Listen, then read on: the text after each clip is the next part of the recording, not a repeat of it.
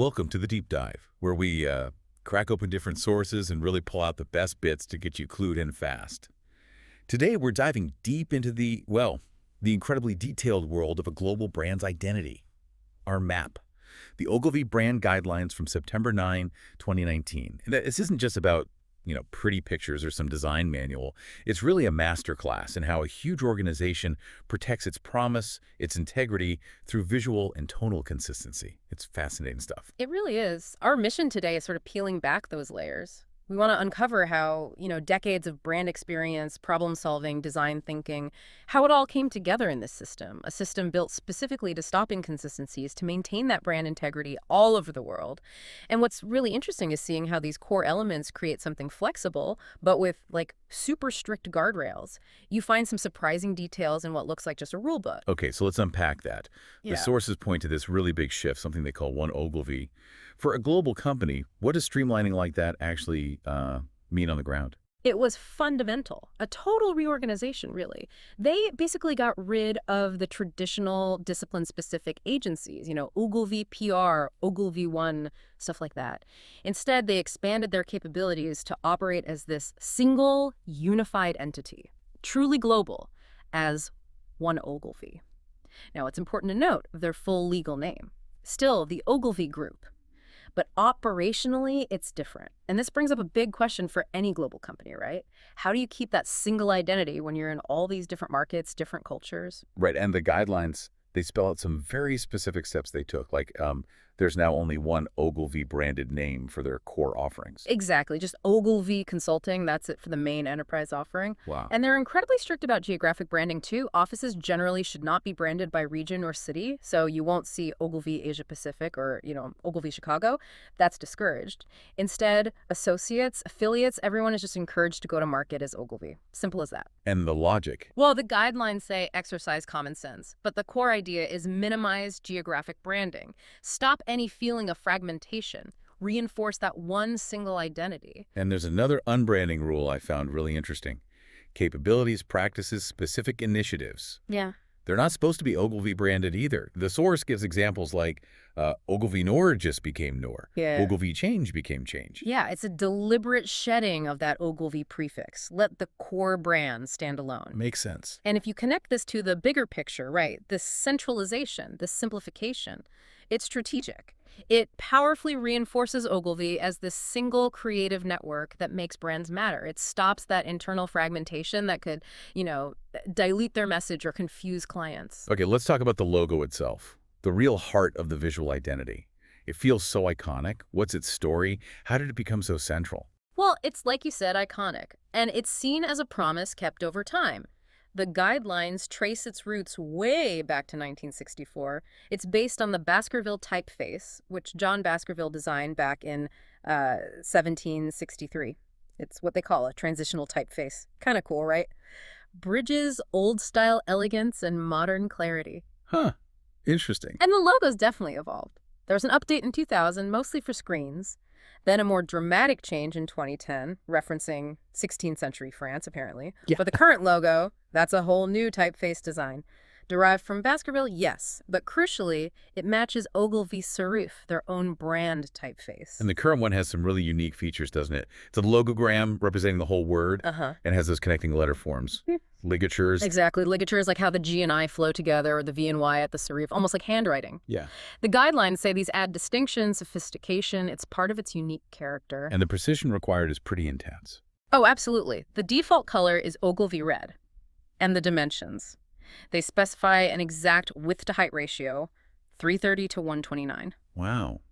Why is so exact? It's not just aesthetic nitpicking, It's a guardrail. It ensures that even the slightest distortion, that squishing or stretching you sometimes see, is immediately obvious and wrong. It signals a brand that's meticulous, leaves nothing to chance, builds trust. And the usage rules seem just as strict. Color, for instance? Always black, white, or Ogilvy red. Period. And scale. Size on the page. It's interesting. It's rarely the biggest thing on the page, except on stationery. Small in presentations, maybe more prominent internally. They even give minimum sizes 1/2 inch for print, 72 pixels digital. Gotta be legible, but not overwhelming. What about in, like, office buildings, environmental use? Yeah, that's unique too. It should be modestly sized in architecture. They specifically say resist the urge for maximum legibility at maximum distance, which architects sometimes push for. And all offices had to remove old geographic signs by a certain date, reinforcing that one Ogilvy thing right down to the building itself. And for digital projection, like on screen. Should be about 1/3 of the screen width. Centered. Clear space around it. And crucially, it has to appear alone. No other artwork, images, titles, nothing cluttering its space. It commands attention on its own. Right, that clear space rule is that defined. Oh, yeah. Minimum padding is equal to the X height of the V in the logo. That's specific. Oh, okay. And its position. There's this unique 2.3.4.5 ratio for margins around it. They say it creates a modernist sense of restless energy, whatever that means exactly, but it's specific. And never tilted or rotated. Almost never, only in very specific animated contexts. Otherwise, keep it straight. Even the trademark symbol has rules? Yep. Specific placement, specific size width equals the rightmost serif on the Y. And usually only on stuff they sell commercially, not everywhere. Okay, what about putting it next to a client's logo? Super precise protocol, separated by 2 clear spaces and a Virgo line, a stroke. Ogilvy's logo is always first, always in Ogilvy red. They even give you a chart for the stroke weight based on the logo height. That level of detail is just wow. So what happens if you break these rules? Well, they actually list 10 crimes against the logo. Things like distorting it, wrong colors, adding effects like drop shadows. These rules are non-negotiable. It's about brand integrity. The logo's like their signature, you can't mess with it. And internally, no new logos for departments. Absolutely prohibited. They compete for attention, detract from the main Ogilvy identity. Existing ones had to go. It's a total crackdown on that kind of internal brand creep. Makes sense. And even the names for internal programs are strict. Ogilvy should never be part of the name unless it's possessive, like Ogilvy's music series. Names have to be simple, clear, descriptive. No acronyms, no made-up words. It all reinforces that single central brand. Okay, so the logo is clearly vital, meticulously protected. But a brand is more than just a logo. Let's get into the color palette. How does that work? Right. The palette's broken down into 3 categories. First, primary. That's Ogilvy red. It's the default, the main brand color. Then secondary, black, white, and 2 grays. Simple, functional. And finally, accent colors. A lemon yellow, a pink, and a blue. But, and this is key, the logo never uses those accent colors. Only primary or secondary. And that Ogilvy red, they're specific about the exact shade, right? Oh, incredibly. They demand you use their specific color build, CMYK, RGB, Pantone, not the generic Pantone color bridge conversions. They want absolute consistency. That red needs to look identical everywhere, on screen, in print, anywhere in the world.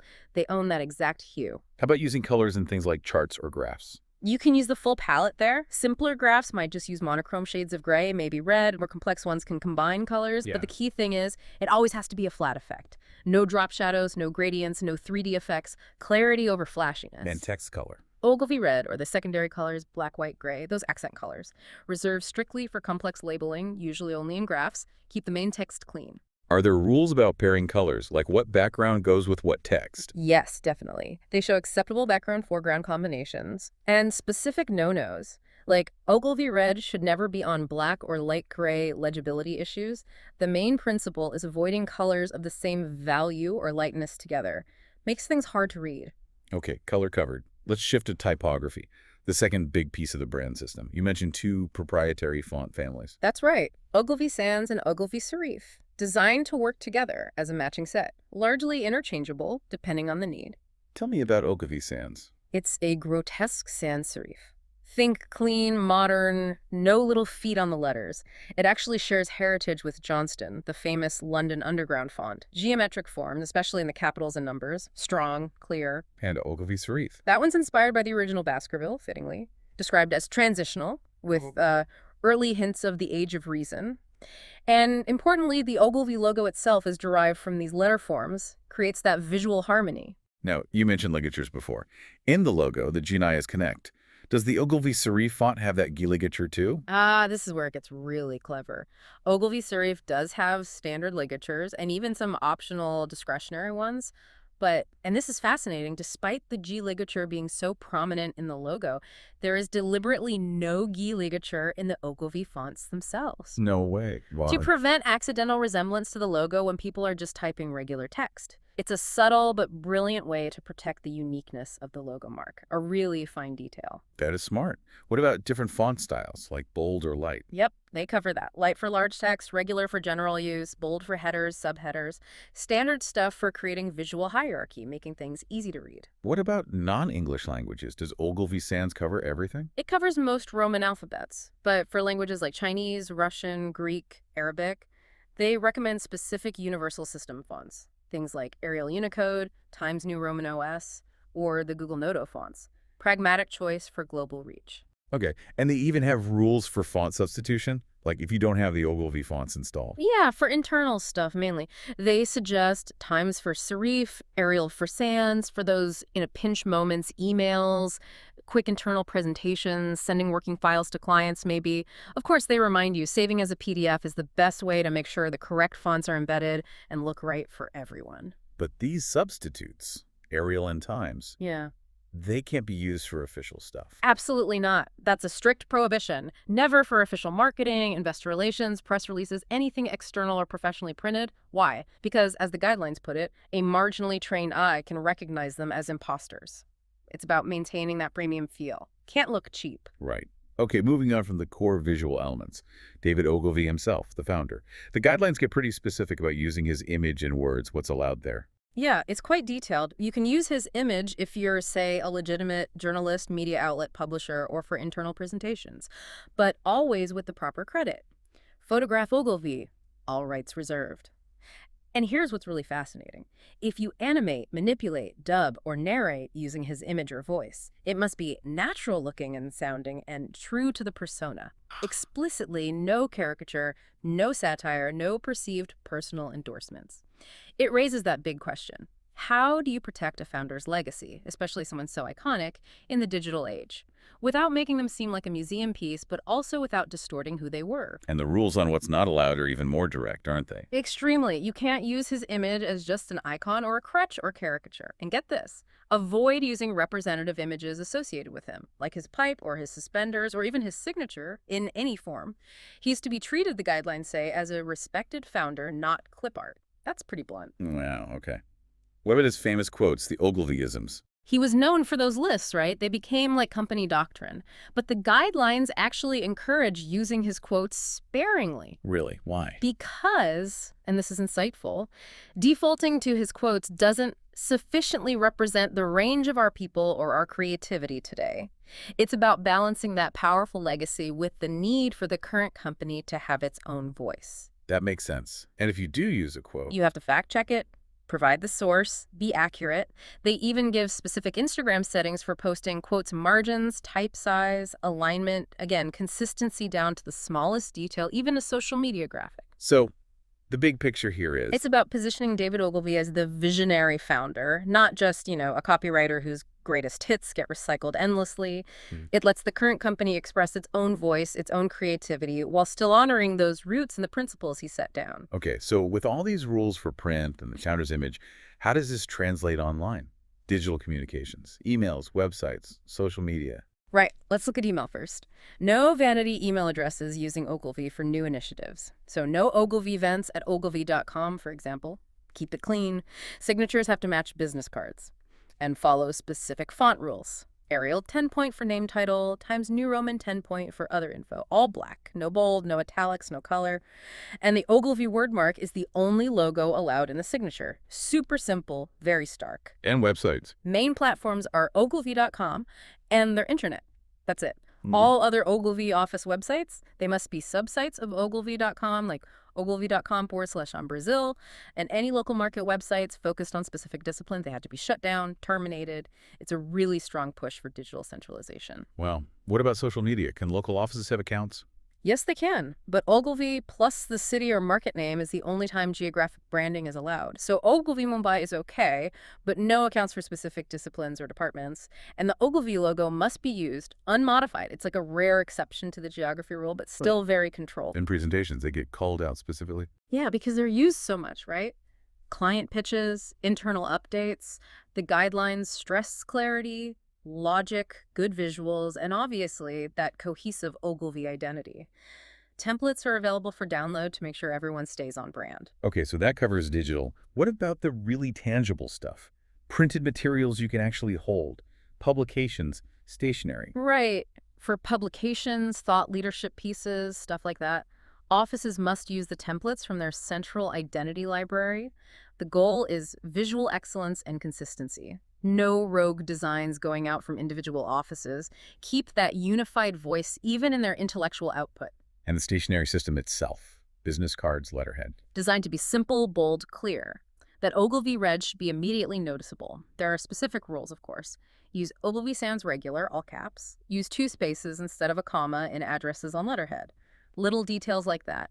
The word mark can be offset in Ogilvy red, and if you're only using one color on stationery, it defaults to that primary Ogilvy red. And they even specify the paper. They do.